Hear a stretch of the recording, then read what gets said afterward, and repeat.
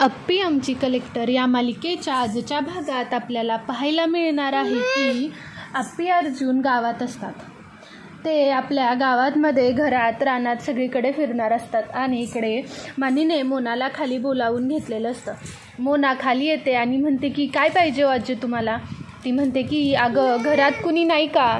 ती म्हणते की आता एवढी मी पुढं उभी आहे तरीसुद्धा तुम्हाला घरातलं कोण पाहिजे. मनी म्हणते की अगं मी काम शोधते, तुझ्याकडे काही काम असेल तर सांग. मोना म्हणते की अरे बापरे, ही तर म्हातारी कामाची दिसतीये. मी इतक्या दिवस यांना सांगते कामाला बाई शोधा तर यांनी शोधली नाही. आता मी हिला ठेवूनच घेते. असंही आम्हाला कामाच्या बाईची गरज होतीच की. असं म्हणून ती त्या म्हातारीला बोलते की ठीक आहे काम करायचं आहे पण मी पैसे काही जास्त देणार नाही. त्यावर ती म्हातारी म्हणते की अगं तुला द्यायचं आहे तेवढे पैसे दे, माझं काय सुद्धा नाही, तू जेवढे पैसे देशील तेवढेच मी घेईन. हे ऐकून मोना अजूनच खुश होते आणि म्हणते की अरे ही तर म्हातारी लय कामाची आहे. तेव्हा ती म्हणते की मी जसं सांगेल तसंच तुम्हाला काम करावं लागेल. माझ्या हुकुमावरूनच तुम्हाला सगळी कामं घरातली करावी लागतील. घरात खूप माणसं राहतात, 10-11 माणसं राहतात, तुम्हाला एवढं काम होणार आहे का. आजी मनी म्हणते की अगं मी जरी तुला म्हातारी दिसत असले तरीसुद्धा मी काम खूप करू शकते. आता मी लांबून आली आहे आणि खूप चालून आली आहे त्यामुळे थोडे थकली आहे, पण कामाला हात माझा खूप चांगला आहे. मोना म्हणते की बरं झालं, तसंही माझे हात काम करून करून दुखत होते. एकदाची ही म्हातारी आली की मी माझ्या कामातून सुटली म्हणून समजा. मोना खूप खुश होते आणि तिला आत घेऊन जाते आणि म्हणते की हे बघा आजी, मी तुम्हाला सगळं घर दाखवते आणि आत्तापासूनच तुम्हाला कामाला लागावं लागेल. मनी म्हणते की ठीक आहे बाळा, मला घर दाखव, मी कामाला सुरुवात करेन. असं म्हणून मोना म्हणते की ठीक आहे आजच मी तुम्हाला घरातली सगळी कामं दाखवते, तुम्हाला लगेचच कामाला सुरुवात करावी लागेल. हे ऐकून मनी म्हणते की बरं ठीक आहे. मनी आप्पीच्या घरात म्हणते की अरे बापरे एवढं मोठं घर, आप्पे खूप खुशीत दिसते, तुझा घर नाही तर राजवाड्याचं आहे. असं म्हणून ती स्वतःचीच म्हणून आप्पीच्या घरात पाऊल ठेवते आणि सगळीकडे नजर फिरवते. ते सगळं झाल्यानंतर हे लोक अप्पी अर्जुन आपल्या रानात फिरायला जातात. रानात फिरल्यानंतर सगळं वातावरण आणि घर आलेलं पीक बघून अमोल खूप खुश होतो आणि सरकार म्हणतात की आज खऱ्या मालकाचा पाय या जमिनीला लागला, आता ह्या जमिनीचं खऱ्या अर्थानं सोनं झालं, ह्या वर्षी पीक खूप येईल.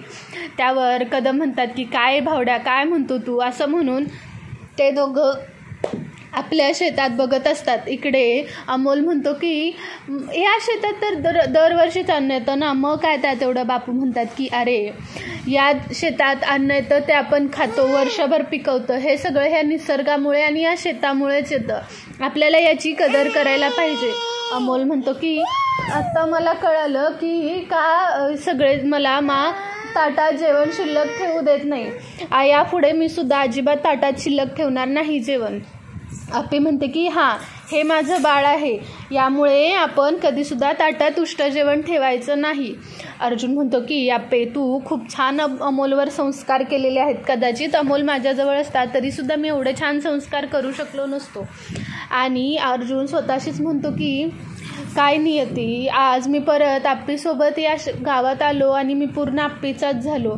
नियती असले कसले खेळ खेळतीस ग तू. त्यावर ते दोघं आपले बोलत असतात. इकडे रुक्मिणीचा चेहरा पडलेला असतो, त्यामुळे अप्पी विचारते काय आई काय झालं. रुक्मिणी म्हणते की अगं अप्पे जरा इकडे तीस का, मला तुझ्याशी बोलायचं आहे.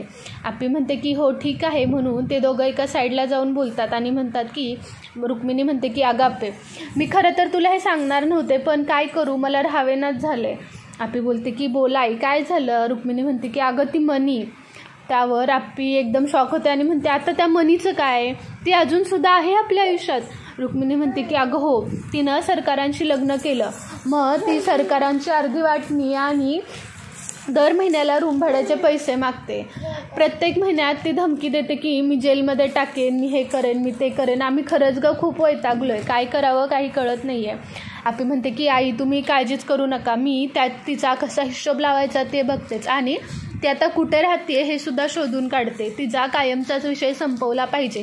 तुम्हाला यापुढे तिचा फोन काही आलं तरी मला सगळ्यात आधी सांगा. असं म्हणून रुक्मिणी बोलते की बरं ठीक आहे. तिच्या हातात डोक्यावर हात ठेवते आणि म्हणते की खूप सारं पुण्य केल्यानंतर आप्पे तुझ्यासारखी पोरगी जन्माला येते बघ. आप्पी खूप खुश होते आणि म्हणते की आई तुम्ही काळजी करू नका, तुम्ही फक्त खुश राहा. असं म्हणून ते दोघं तिथून आपल्या सगळ्यांसमोर येतात. खूप दिवसांनी सगळेजण वेगवेगळे फिरायला जातात तेव्हा कदम, सरकार आणि बापू एका ठिकाणी असतात. सरकार ते वाजवण्याचं घेऊन आलेले असतात, कारण कदम लहानपणापासून वाजवतात.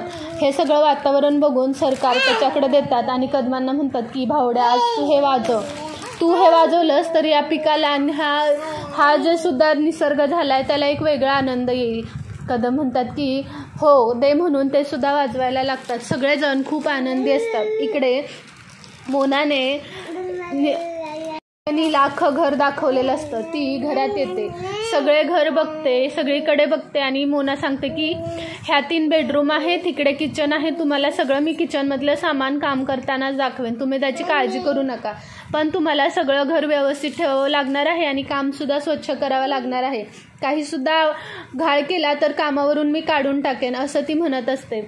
मनी म्हणते की अगं पोरी, तू काळजीच करू नको, मी सगळं काम व्यवस्थित करेन, मला फक्त तू घर दाखव, राहिलेलं घर दाखव. असं म्हणून ती घर दाखवते आणि म्हणते की इकडे वंसनची खोली, इकडे आमची खोली आणि इकडे छोट्या सरकारांची खोली आहे. असं सगळ्या खोली दाखवत असताना ती म्हणते की बरं ठीक आहे, म्हणून ती आपल्या सगळ्या खोली दाखवून आप्पीच्या खोलीत नेते. तेवढ्यात तिला काहीतरी काम आठवतं म्हणून ती तिथून माघारी जाते. मनी एकटीच आप्पीच्या खोलीत असते. ती जशी अर्जुनचा, अमोलचा आणि आप्पीचा फोटो बघते तशी त्या आप्पीकडे फोटोच्या रागात बघून म्हणते की आप्पे, फोटोवरून तर तू खूप खुशच दिसतेस गी, तुझी बरबादीची वेळ लय जवळ आली. असं म्हणून ती तिच्या बेडवर आपटून घेते आणि झोपते आणि म्हणते की आप्पे, तुझा आता बरबादीची वेळ चालू. मनी तुझ्या आयुष्यात परत आली आणि ती पण हुकुमाचा एक्का घेऊन. तुझी वाट कशी लावायची हे मला चांगलंच माहिती आहे. तुझ्या तोंडावरचं सुख मला बघवत नाही आहे. माझ्या पोराला तू माझ्यापासून येड्याच्या इस्पितळात टाकलं. तुझ्या पोराला नाही तुझ्यापासून कायमचं नाव लांब केलं तर नावाची मनी नाही. मनी हाय भल्या भल्यांना पाजीन पाणी, नुसती दिसती अडाणी. असं म्हणून ती तिच्या बेडवर झोपत असते. खूप वाईट नजरेने ती अख्ख्या घरात बघत असते आणि ती म्हणते की आता माझा असा काही हुकमाचा एक्का काम करेल की तुझ्या तोंडचं पाणी पळेल. असं म्हणून ती आपल्याशीच बोलत असते. ती आप्पीला पूर्ण बरबाद करण्याचा प्लॅन घेऊन आलेली असते. आता यापुढे आपल्याला बघणं इंटरेस्टिंग राहील की मनी त्या घरात राहून काय काय गुण खायला घालते. हे सगळं आपल्याला लवकरच पाहायला मिळेल. पण तुम्ही आपल्या चॅनलला सबस्क्राईब करून ठेवा. या चॅनलवर नेहमीच आप्पे आमचे कलेक्टर या सिरियलविषयी अपडेट्स असतात. तुम्ही फक्त व्हिडिओज बघता आणि सबस्क्राईब करायला विसरून जाता. प्लीज माझ्या चॅनलला सबस्क्राईब करा, लाईक करा आणि व्हिडिओ आवडला असेल तर शेअरसुद्धा करा. थँक्यू. चा भाग पाहण्यासाठी आपल्या चॅनलला लाईक, शेअर आणि सबस्क्राईब करायला विसरू नका. थँक्यू.